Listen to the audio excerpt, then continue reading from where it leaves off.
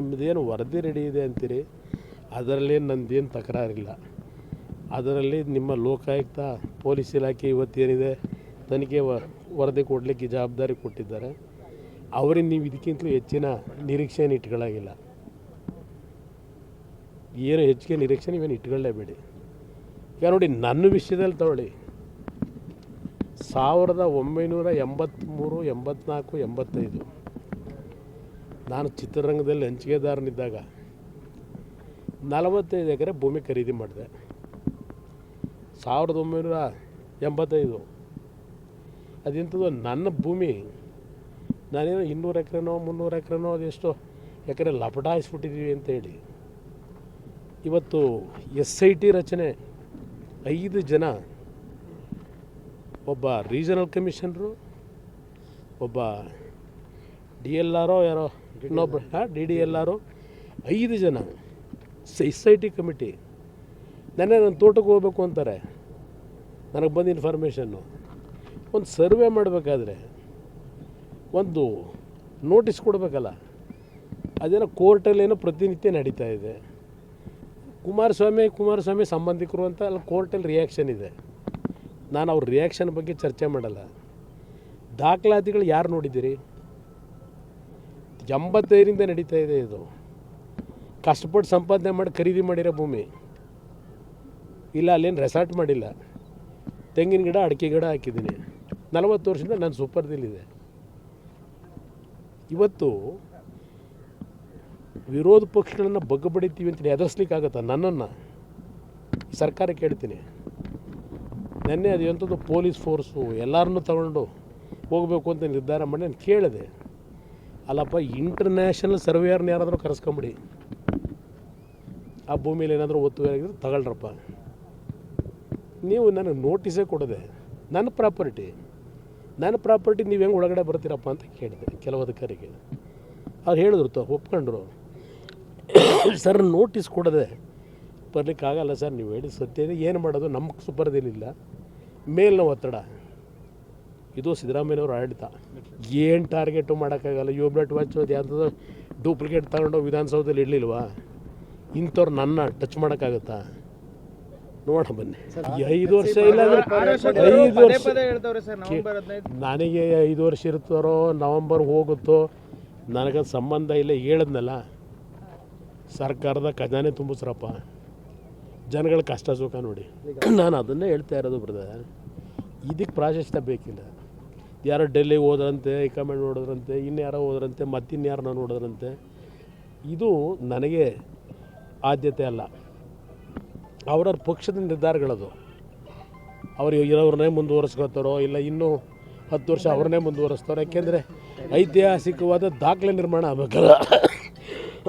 ದೇವರಾಜ್ ಅರಸು ನಂತರ ಏನೋ ನೋಡ್ತಾ ಇದ್ದೀನಲ್ಲ ಸುದ್ದಿವಾಹಿನಿಗಳಲ್ಲಿ, ದಾಖಲೆ ನಿರ್ಮಾಣ ಮಾಡಲಿಕ್ಕೆ ಏನೋ 10 ವರ್ಷ ಸಂಪೂರ್ಣಗೊಳಿಸ್ಬೇಕು ಅಂತ ಪಾಪ ಇನ್ನು ಕೆಲವರು ಮಂತ್ರಿಗಳು ಹೇಳ್ತಾರೆ. ದಾಖಲೆ ಮಾಡಿ ಎಲ್ಲ ಮಾಡ್ಕೊಳ್ಳಿ, ಹಿಡ್ಕೊಂಡಿರೋರು ಯಾರು? 10 ವರ್ಷ ಇದೆ, ಇನ್ನೊಂದು 5 ವರ್ಷ ಮುಂದೆ ಓದ್ಕೋಬರ್ಗಲ್ಲ. ಅವ್ರ ಲೀಡರ್ಶಿಪ್ಪಲ್ಲೇ ಹೋಗಿ ನನಗೇನು ಸಂಬಂಧ?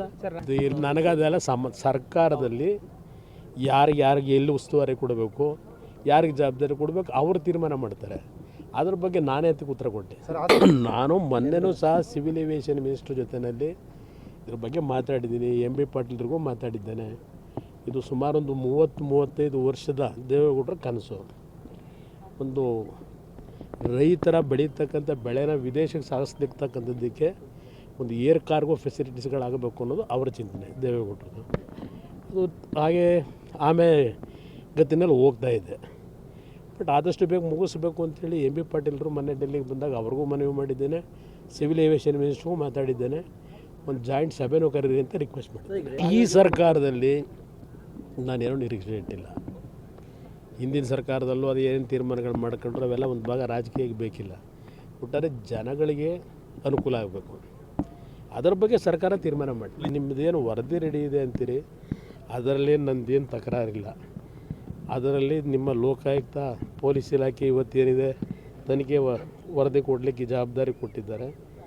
ಅವರಿಗೆ ನೀವು ಇದಕ್ಕಿಂತಲೂ ಹೆಚ್ಚಿನ ನಿರೀಕ್ಷೆಯನ್ನು ಇಟ್ಕೊಳ್ಳಾಗಿಲ್ಲ.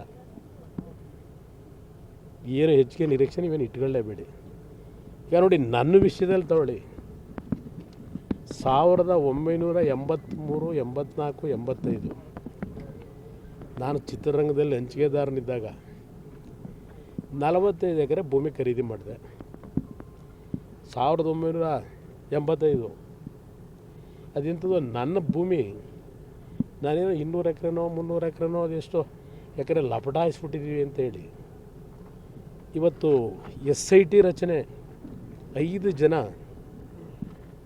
ಒಬ್ಬ ರೀಜನಲ್ ಕಮಿಷನರು, ಒಬ್ಬ DLR ಯಾರೋ ಇನ್ನೊಬ್ಬ DDLR, 5 ಜನ SIT ಕಮಿಟಿ. ನನ್ನ ತೋಟಕ್ಕೆ ಹೋಗ್ಬೇಕು ಅಂತಾರೆ. ನನಗೆ ಬಂದ ಇನ್ಫಾರ್ಮೇಷನ್ನು ಒಂದು ಸರ್ವೆ ಮಾಡಬೇಕಾದ್ರೆ ಒಂದು ನೋಟಿಸ್ ಕೊಡಬೇಕಲ್ಲ, ಅದೇನೋ ಕೋರ್ಟಲ್ಲೇನೋ ಪ್ರತಿನಿತ್ಯ ನಡೀತಾ ಇದೆ. ಕುಮಾರಸ್ವಾಮಿ ಸಂಬಂಧಿಕರು ಅಂತ ಅಲ್ಲಿ ಕೋರ್ಟಲ್ಲಿ ರಿಯಾಕ್ಷನ್ ಇದೆ. ನಾನು ಅವ್ರ ರಿಯಾಕ್ಷನ್ ಬಗ್ಗೆ ಚರ್ಚೆ ಮಾಡಲ್ಲ. ದಾಖಲಾತಿಗಳು ಯಾರು ನೋಡಿದ್ದೀರಿ? 85ರಿಂದ ನಡೀತಾ ಇದೆ ಇದು. ಕಷ್ಟಪಟ್ಟು ಸಂಪಾದನೆ ಮಾಡಿ ಖರೀದಿ ಮಾಡಿರೋ ಭೂಮಿ ಇಲ್ಲ, ಅಲ್ಲೇನು ರೆಸಾರ್ಟ್ ಮಾಡಿಲ್ಲ. ತೆಂಗಿನ ಗಿಡ ಅಡಿಕೆ ಗಿಡ ಹಾಕಿದ್ದೀನಿ. 40 ವರ್ಷದಿಂದ ನಾನು ಸೂಪರ್ದಿಲ್ಲಿದೆ. ಇವತ್ತು ವಿರೋಧ ಪಕ್ಷಗಳನ್ನು ಬಗ್ಗಬಡಿತೀವಿ ಅಂತೇಳಿ ಎದುರಿಸ್ಲಿಕ್ಕಾಗತ್ತಾ? ನನ್ನನ್ನು ಸರ್ಕಾರ ಕೇಳ್ತೀನಿ. ನೆನ್ನೆ ಅದು ಎಂಥದ್ದು ಪೊಲೀಸ್ ಫೋರ್ಸು ಎಲ್ಲರನ್ನೂ ತಗೊಂಡು ಹೋಗಬೇಕು ಅಂತ ನಿರ್ಧಾರ ಮಾಡಿ ನಾನು ಕೇಳಿದೆ. ಅಲ್ಲಪ್ಪ, ಇಂಟರ್ನ್ಯಾಷನಲ್ ಸರ್ವೇಯರ್ನ ಯಾರಾದರೂ ಕರೆಸ್ಕೊಂಬಿಡಿ, ಆ ಭೂಮಿಯಲ್ಲಿ ಏನಾದರೂ ಒತ್ತುವರಿಯಾಗಿದ್ರೆ ತಗೊಳ್ರಪ್ಪ. ನೀವು ನನಗೆ ನೋಟಿಸೇ ಕೊಡದೆ ನನ್ನ ಪ್ರಾಪರ್ಟಿ ನೀವು ಹೆಂಗೆ ಒಳಗಡೆ ಬರ್ತೀರಪ್ಪ ಅಂತ ಕೇಳಿದೆ ಕೆಲವು ಅಧಿಕಾರಿಗೆ. ಅವ್ರು ಹೇಳಿದ್ರು, ಒಪ್ಕೊಂಡ್ರು. ಸರ್, ನೋಟಿಸ್ ಕೊಡದೆ ಬರಲಿಕ್ಕಾಗಲ್ಲ ಸರ್, ನೀವು ಹೇಳಿ ಸತ್ಯ ಇದೆ. ಏನು ಮಾಡೋದು, ನಮಗೆ ಸುಪರ್ದಿಲ್ಲ, ಮೇಲಿನ ಒತ್ತಡ. ಇದು ಸಿದ್ದರಾಮಯ್ಯನವ್ರ ಆಡಳಿತ. ಏನು ಟಾರ್ಗೆಟು ಮಾಡೋಕ್ಕಾಗಲ್ಲ. ಯೋಬ್ಲೆಟ್ ವಾಚ್ ಅದು ಯಾವುದೋ ಡೂಪ್ಲಿಕೇಟ್ ತಗೊಂಡು ವಿಧಾನಸೌಧದಲ್ಲಿ ಇಡಲಿಲ್ವಾ? ಇಂಥವ್ರು ನನ್ನ ಟಚ್ ಮಾಡೋಕ್ಕಾಗತ್ತಾ? ನೋಡ ಬನ್ನಿ. 5 ವರ್ಷ ಇಲ್ಲ ಅಂದರೆ 5 ವರ್ಷ ನನಗೆ 5 ವರ್ಷ ಇರ್ತಾರೋ ನವಂಬರ್ ಹೋಗುತ್ತೋ ನನಗದು ಸಂಬಂಧ ಇಲ್ಲ. ಹೇಳಿದ್ನಲ್ಲ, ಸರ್ಕಾರದ ಖಜಾನೆ ತುಂಬಿಸ್ರಪ್ಪ, ಜನಗಳ ಕಷ್ಟ ಸುಖ ನೋಡಿ. ನಾನು ಅದನ್ನೇ ಹೇಳ್ತಾ ಇರೋದು ಬ್ರದರ್. ಇದಕ್ಕೆ ಪ್ರಾಶಸ್ತ್ಯ ಬೇಕಿಲ್ಲ. ಯಾರೋ ಡೆಲ್ಲಿಗೆ ಹೋದ್ರಂತೆ, ಹೈಕಮಾಂಡ್ ನೋಡಿದ್ರಂತೆ, ಇನ್ಯಾರೋ ಹೋದ್ರಂತೆ, ಮತ್ತಿನ್ಯಾರನ್ನ ನೋಡಿದ್ರಂತೆ. ಇದು ನನಗೆ ಆದ್ಯತೆ ಅಲ್ಲ. ಅವ್ರವ್ರ ಪಕ್ಷದ ನಿರ್ಧಾರಗಳದು.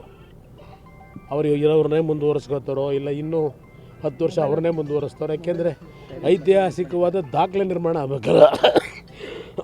ದೇವರಾಜ್ ಅರಸು ನಂತರ ಏನೋ ನೋಡ್ತಾ ಇದ್ದೀನಲ್ಲ ಸುದ್ದಿವಾಹಿನಿಗಳಲ್ಲಿ, ದಾಖಲೆ ನಿರ್ಮಾಣ ಮಾಡಲಿಕ್ಕೆ ಏನೋ 10 ವರ್ಷ ಸಂಪೂರ್ಣಗೊಳಿಸ್ಬೇಕು ಅಂತ ಪಾಪ ಇನ್ನು ಕೆಲವರು ಮಂತ್ರಿಗಳು ಹೇಳ್ತಾರೆ. ದಾಖಲೆ ಮಾಡಿ ಎಲ್ಲ ಮಾಡ್ಕೊಳ್ಳಿ, ಹಿಡ್ಕೊಂಡಿರೋರು ಯಾರು? 10 ವರ್ಷ ಇದೆ, ಇನ್ನೊಂದು 5 ವರ್ಷ ಮುಂದೆ ಓದ್ಕೊಬರ್ಗಲ್ಲ. ಅವ್ರ ಲೀಡರ್ಶಿಪ್ಪಲ್ಲೇ ಹೋಗಿ ನನಗೇನು ಸಂಬಂಧ? ನನಗದೆಲ್ಲ ಸರ್ಕಾರದಲ್ಲಿ ಯಾರಿಗೆ ಎಲ್ಲಿ ಉಸ್ತುವಾರಿ ಕೊಡಬೇಕು, ಯಾರಿಗೆ ಜವಾಬ್ದಾರಿ ಕೊಡಬೇಕು, ಅವರು ತೀರ್ಮಾನ ಮಾಡ್ತಾರೆ. ಅದ್ರ ಬಗ್ಗೆ ನಾನೇ ಅದಕ್ಕೆ ಉತ್ತರ ಕೊಟ್ಟೆ. ನಾನು ಮೊನ್ನೆನೂ ಸಹ ಸಿವಿಲ್ ಏವಿಯೇಷನ್ ಮಿನಿಸ್ಟ್ರ್ ಜೊತೆಯಲ್ಲಿ ಇದ್ರ ಬಗ್ಗೆ ಮಾತಾಡಿದ್ದೀನಿ. MB ಪಾಟೀಲ್ರಿಗೂ ಮಾತಾಡಿದ್ದೇನೆ. ಇದು ಸುಮಾರೊಂದು 30-35 ವರ್ಷದ ದೇವೇಗೌಡರ ಕನಸು.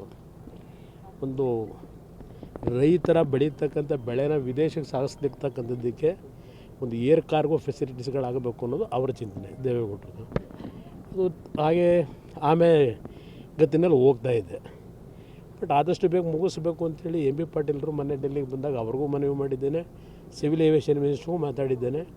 ಒಂದು ಜಾಯಿಂಟ್ ಸಭೆನೂ ಕರೀರಿ ಅಂತ ರಿಕ್ವೆಸ್ಟ್ ಮಾಡಿದ್ದೇನೆ. ಈ ಸರ್ಕಾರದಲ್ಲಿ ನಾನೇನೋ ನಿರೀಕ್ಷೆ ಇಟ್ಟಿಲ್ಲ. ಹಿಂದಿನ ಸರ್ಕಾರದಲ್ಲೂ ಅದು ಏನೇನು ತೀರ್ಮಾನಗಳು ಮಾಡ್ಕೊಂಡ್ರು ಅವೆಲ್ಲ ಒಂದು ಭಾಗ ರಾಜಕೀಯಕ್ಕೆ ಬೇಕಿಲ್ಲ. ಒಟ್ಟಾರೆ ಜನಗಳಿಗೆ ಅನುಕೂಲ ಆಗಬೇಕು, ಅದರ ಬಗ್ಗೆ ಸರ್ಕಾರ ತೀರ್ಮಾನ ಮಾಡಿ.